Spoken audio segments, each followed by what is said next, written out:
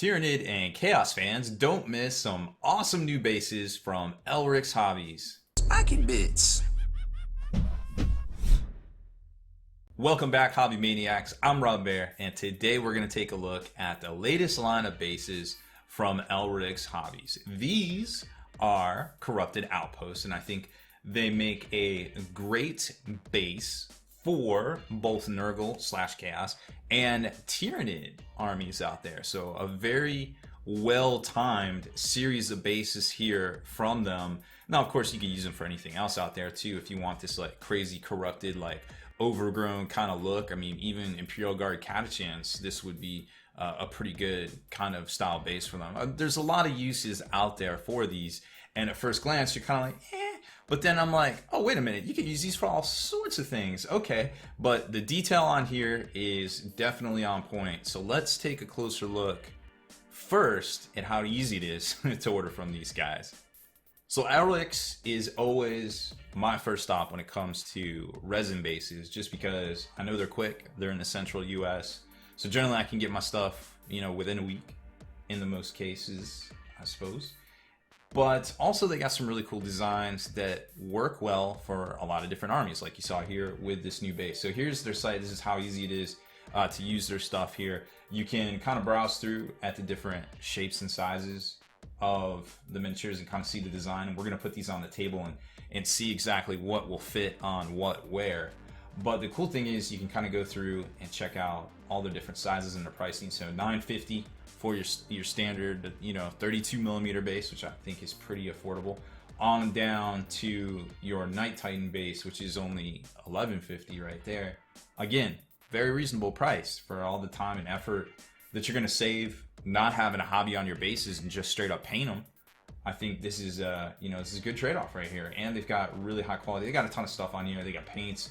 They got all sorts of different things on here that you can see once you start looking around. Base converters, diamond plates. We showed you the Death March bases here recently, was their most recent line. I'm personally fond of a lot of the shell bases and the tile bases they have here. They have retired a few, but they still have a lot more in store for you if you jump over there to elrikshobbies.com. All right, so let's put these on the table and see how good they look. Well, right off the bat, you can probably tell from this angle, there's some really fresh details on each of these bases here, from the exquisitely sculpted, I don't know how they did this, but all of the crazy infestation detail work here. I don't even know how they did all that and got such fine detail. It almost looks like a miniaturized Play-Doh machine almost. You could just crank these coils out and stuff, and then they've got some larger swatches of kind of less detailed kind of infestation here, but the eyeballs are really what sells it for me. Like they got these big fat eyeballs and these little kind of elliptical eyeballs, and then they've got the crazy reach out tendrils right here going onto the diamond plate in all sorts of different spots there. Now this is the Night Titan, just for scale. We got the Night Titan, we got the 25 mils. We've got the 50 mils, I believe, 80 mil, and 60 mil right here. And we're going to show you some of the different miniatures, how they could fit on here if you wanted to put them on here, just to give you an idea, right? So there is space to put, actually mount the miniatures. Sometimes I imagine there will be a little bit of overlap, so you might want to think about pinning your miniature. You should probably pin your miniatures to resin bases to begin with, but you're probably going to definitely want to pin your miniatures if you don't have a lot of flat area to attach them to into the corrupted areas up here.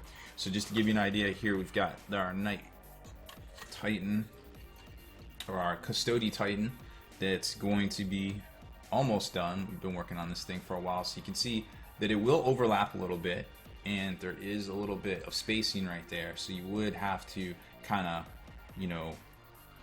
attach him with a rod or something like that, perhaps, or you can build it up yourself, a little bit of texture, whichever you want to do.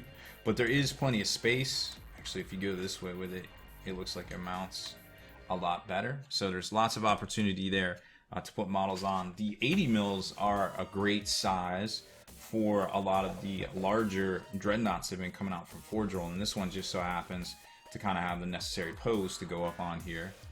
So there's Leviathan kind of stepping over onto this very three-dimensional base right there. So that looks fresh. That looks like that would work very well. Just kind of straight up stepping along, doing his Nurgle thing right there. I love that guy.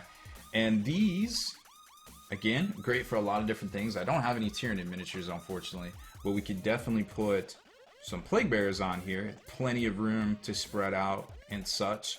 It doesn't have this crazy overlap here from the Demon base that I have these guys on, so that would be a little bit more refreshing, I suppose.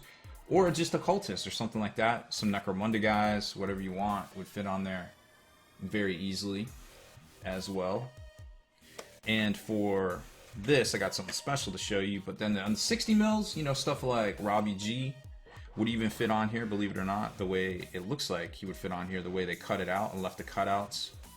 The Dreadnoughts would probably fit on here and such like that. So depending on what you're trying to do, you might be able to get these bases to work for you and provide you with a bunch of more detail to hobby on right there. So like I showed you on their website, there are a ton more miniatures available out there. We've got a box of them right here. Maybe we'll hobby on some of these here in the future, but you got your ovals, all sorts of different sizes of ovals, the larger size bases right here with all sorts of crazy detail and step up depending on what you want to put on that. I think Onager would go on that. That's the 130, I want to say.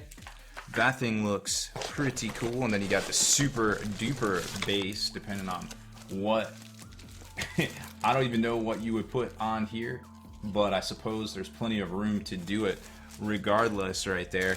And then let's take a look at the 32s, because I was actually pretty interested in those for some of my stuff. Here they are.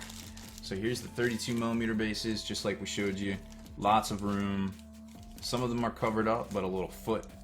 Nope, that's an eyeball. That's not where a foot goes. That's an eyeball. But lots of room nonetheless right here. A couple of different designs, but for 10, for 950, I think is a pretty good deal. And then several varieties of some of the other larger bases here, depending on what style you're looking for and what would fit on there. You could definitely lock those in. And here's the larger 100 mil base. Booyah. Who knows, maybe there's a great unclean one in our future coming out from Forge Roll. Now, paint wise, these look really fun. My buddy Tim put some time and effort into this one here for a Lord of Contagion that's going to get donated to the local store here that's doing a Toys for Tots tournament. So he just used some greens in there with a little bit of crazy washes and some pigments and stuff. He's really big into like the oil painting and the sticks. I don't even know, but he does a lot of different stuff, so he's always got a fresh look to his miniatures. And then here's his little Lord of Contagion here with all sorts of gooey details. I love this thing. So he picked this one out because he was like, hey, I need a place to put his little Nurgling foot right there. And I was like, oh, this base is perfect. So he hobbied that up. He's gonna get it back, do a little bit more work to it for the big donation tournament this weekend for the Toys for Tots. So I thought that was really cool of him. But it gives you a better idea of what you can do for all of that. And of course, there is one of these in the pack of 50mm. This is the 3-pack right here, just to give you an idea. So you're gonna get a variety of those. So great for Centurions and other such ridiculously large miniatures that are now here in 8th edition Warhammer 40k. Oh, and one last thing, speaking of painted miniatures, Elrik's also has painted miniatures. Well, it's actually Elrik's buddies, as I came to find out, but nonetheless, they all kind of work together. So if you're looking to get some commission painted miniatures done, well, hey, hit up Elrik's Painting, spelled the same way, ELRIK''S Painting over on Facebook, and they will get you done right for sure. So that is about it. If you're interested in these bases, hey, hit them up. ElriksHobbies.com. As always, great, fantastic bunch of fellows over there. Can't wait to see them every year at Adepticon. And if you like these kind of features, make sure you subscribe to this channel and turn on notifications so you can be the very first to like and comment on these videos. Deleted scenes, bonus content, and all the interviews and post-game wrap-up videos can be located in the Hall of Veterans on thelongwar.net. Visit thelongwar.net today and try a week completely free with no strings attached. That's not all. Thelongwar.net is also your hobby resource for exclusive early access with an ad-free experience to all your favorite videos. Members of the Hall of Veterans gain early exclusive access to multiple hobby videos.